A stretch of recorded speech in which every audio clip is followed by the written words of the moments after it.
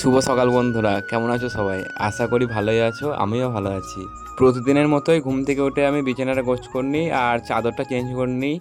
তো এই যে চাদর পাতা হয়ে যায় আমার, চাদর পেতে আজ একটু পড়তে বসা সকাল সকাল, আগের দিন পড়তে বসা হয়নি। তো পড়া আজ শেষ করে নিই, পড়া শেষ করে অনেক কাজ আজ বাকি। আজ একটু বাজারে যাব, বেশ কয়েকদিন বাজার যেতে পারিনি। তো এই যে আমার পড়া কমপ্লিট আর তারপর নেমে পড়ি কাজে। প্রথমে ঘর বারান্দা ভালো করে ঝাড় দিয়ে নিই। ঘর বারান্দা ঝাড় দিয়ে আমি উঠোনে ঝাড় দিয়ে নেব। আর দেখতে পাচ্ছ কত নোংরা হয়েছে উঠোনটা।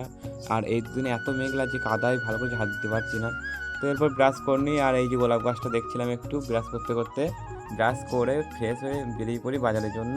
আজ বাজার যাব বেশ কয়েকদিন পর। তো এই যে স্টেশন বাজার চলে আসি আর বেশ কয়েক রকম সবজি পছন্দ হলো, তো নিয়ে নিই। সবজি বাজার কমপ্লিট করে আমি চলে আসি রোহিতের দোকান বাজার নিয়ে আমি বাড়ি চলে আসি। আর আজ করবো পুঁই শাক দিয়ে কচু দিয়ে করবো একটা রান্না। তো দেখতে থাকবে কেমন কীভাবে করি। এই যে প্রথমে আমি পুঁই শাকগুলো কেটে নিই, এরপর কচুটাও কেটে নিই আর ভাত হয়ে যায় তো ভাতটা উপর করে নিই। আজ এইটুকুনি তেলে রান্না করব 3 রকম। তো এই যে ঘি করলা করব ভাজা, আর ভেন্ডি চচ্চড়ি করব, আর করব পুঁই শাক দিয়ে কচু দিয়ে একটা তরকারি। তো কচুগুলোকে একটু ভাপাতে রেখে দিই আর ভেন্ডিগুলো কেটে নিই, এই যে কাটা হয়ে যায় আমার। আর শুধু আজ করব কাঁচা লঙ্কা আর সর্ষে বাটা দিয়ে রান্না। প্রথমে আমি ঘি কলাটা ভেজে নেব। ঘি কলাটা ভাজতে বসিয়ে মশলাটাও করতে হবে। তো এই যে ঘি কলাটা ভাজতে আমি বসিয়ে দিই। মশলা বলতে আজ একই রকম মশলা, শুধু ওই কাঁচা লঙ্কা সর্ষে বাটা। এই যে কাঁচা লঙ্কা সর্ষে বাটা, একটু জল নিয়ে আমি বান্নাটা বেছে নিই। আর সর্ষেটা মনে হয় একটু বেশি বেশি হয়ে গেছিলো, বুঝতে পারছিলাম না। এরপর আমি কড়াইয়ে 5 ফোড়ন, শুকনো লঙ্কা, তেজপাতা দিয়ে আমি কচু আর কিছুটা আলু দিয়েছিলাম পরিমাণে। তো সেটা একটু নাড়িয়ে নিই, নুন হলুদ দিয়ে কিছুক্ষণ কষাই।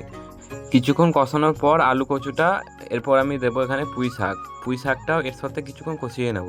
পুঁই শাকের মধ্যে কষিয়ে নেব, কেননা পুঁই শাক তো একটু শক্ত মতো হয় আর জিনিসটা, তো কষিয়ে নিলে একটু নরম হয়ে যাবে। তো এই যে চাপা দিয়ে দিয়ে কষাচ্ছিলাম।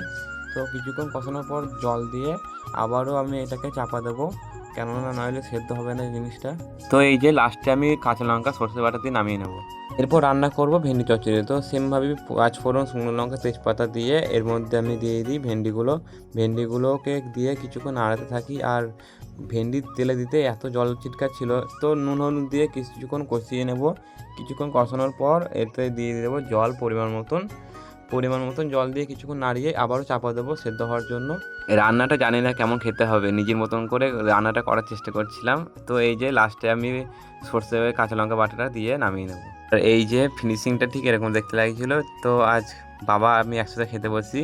আর বাবাকে জিজ্ঞেস করছিলাম যে কেমন হয়েছে খেতে, বাবা বলছিল ভালোই লাগছে, আমারও ভালো লাগছিল। এরপর খাওয়া দাওয়া কমপ্লিট করে আমি বারান্দাটা মুছে নিই। বারান্দা মুছে বাসনটা মাজা বাকি আছে, বাসনটা মাজবো। বাসন মেজে তারপর আর স্নান করব। তো এই যে স্নান করে বেরিয়ে চলে আসি পাটুলি স্পোর্টিং ক্লাব। আর এত ভালো লাগছিল, আর আকাশটা দেখো শুধু। তো সেটাই দেখছিলাম আমি। এই যে আমরা সবাই একসাথে আজ অনেক দিন পর। তো টাটা।